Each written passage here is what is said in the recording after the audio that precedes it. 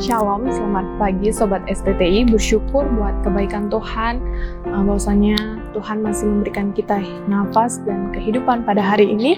Sebelum kita menapaki hari ini, memulai hari ini, kita mau mendengarkan suara Tuhan, kita mau bersatu dalam firman-Nya, dan kita bersatu dalam doa.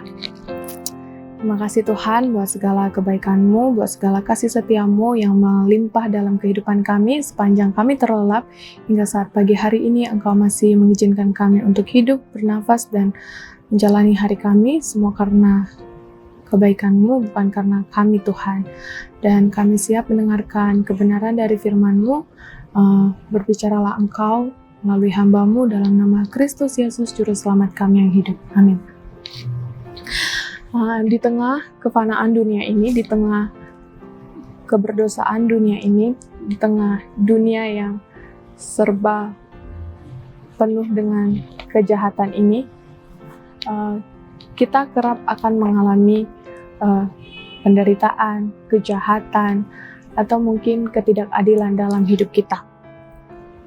Mungkin kita mengalami hal-hal yang tidak pantas untuk kita dapatkan, dan mungkin kita mengalami juga konflik-konflik yang menghampiri diri kita yang tidak sesuai dengan apa yang seharusnya kita dapatkan.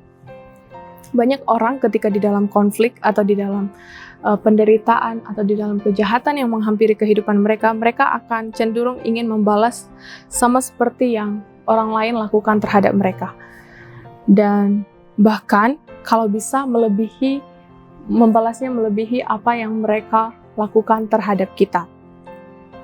Mungkin kita adalah orang yang tidak berdaya, mungkin kita adalah orang yang kecil, yang tidak pantas untuk diperlakukan seperti itu, tetapi ada rahasia untuk mengalami kemenangan ketika hal-hal yang tidak adil, ketika kejahatan menghampiri kehidupan kita, yaitu terletak kepada penyerahan kepada Allah yang adil.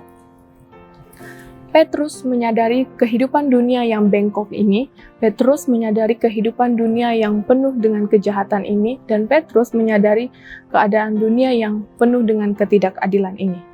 Kristus memberi teladan bagi kita untuk menghadapi situasi demikian. Dalam 1 Petrus 2 ayat 21 sampai yang ke-23, Petrus mengingatkan kita tentang teladan Yesus Kristus. Demikian firman Tuhan, sebab untuk itulah kamu dipanggil, karena Kristus pun telah menderita untuk kamu dan telah meninggalkan teladan bagimu, supaya kamu mengikuti jejaknya. Ia tidak berbuat dosa dan tipu daya tidak ada dalam mulutnya. Ketika ia dicaci, ia tidak membalas dengan mencaci maki. Ketika ia menderita, ia tidak mengancam, tetapi ia menyerahkan kepada Dia yang menghakimi dengan adil. Dengan keadaan egois yang kita miliki dalam diri kita, memang kelihatan sulit untuk tidak membalas hal ketidakadilan yang orang lain lakukan kepada kita, atau hal kejahatan yang orang lain lakukan kepada kita. Saya membaca bahwa penyebab ketidakadilan di dunia ini adalah human selfish, yang artinya keegoisan manusia. Nah, Yesus pun mengingatkan untuk tidak membalas kejahatan dengan kejahatan dalam Matius 5 ayat ke-39. Siapapun yang menampar pipi kananmu, berilah juga kepadanya pipi kirimu. Nah, rahasia kemenangan atas situasi yang kerap kita hadapi itu adalah menyerahkan kepada Allah. Di ayatnya yang ke-23, yaitu ketika ia menderita, ia tidak mengancam, tetapi ia menyerahkan kepada Dia yang menghakimi dengan adil. Nah, menyerahkan kepada Allah itu kata aslinya yaitu imperfect, yang artinya selalu menyerahkan kepada Allah. Di sini memang Petrus tidak memberikan keterangan objek eksplisit tentang menyerahkan apa, tetapi kita bisa memandangnya seperti menyerahkan diri kita untuk tidak membalas, menyerahkan perkara kita, menyerahkan situasi kita, menyerahkan orang-orang yang berbuat jahat kepada kita, dan lain sebagainya. kita bisa tidak membatasi penyerahan itu kepada Allah. Nah, kita sebagai orang percaya dituntut untuk mengikuti jejak Kristus. Jejak Kristus yang tertinggal bagi kita adalah demikian, menyerahkan kepada Dia yang menghakimi dengan adil. Nah, orang yang mengenal dan mempercayai Allah pasti juga mempercayai keadilan Allah. Ia tidak akan membalas kejahatan dengan kejahatan, namun dengan yakin bahwa Allah bertindak secara adil kepada umatnya.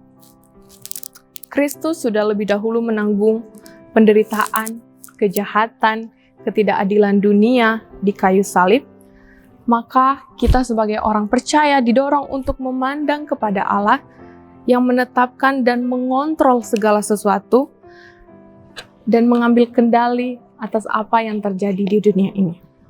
Selanjutnya, Petrus melanjutkan suratnya dengan menasihatkan, yaitu, janganlah membalas kejahatan dengan kejahatan, atau caci maki dengan caci maki, tetapi sebaliknya, hendaklah kamu memberkati, karena untuk itulah kamu dipanggil, yaitu untuk memperoleh berkat. Ganti penderitaan kamu menjadi penyerahan kepada Allah. Ganti ketidakadilan kamu menjadi penyerahan kepada Allah. Ganti kejahatan yang orang lain lakukan terhadap kamu menjadi penyerahan kepada Allah. Untuk itulah kamu dipanggil. Kita bersatu dalam doa. Terima kasih Tuhan buat segala kebaikan-Mu.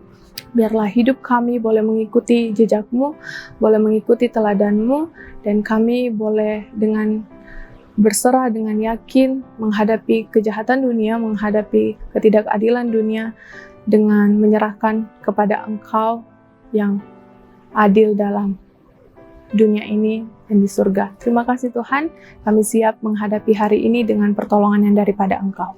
Dalam nama Kristus Yesus, Juru Selamat kami yang hidup. Amin. Selamat pagi, selamat menjalani aktivitas. Tuhan Yesus memberkati.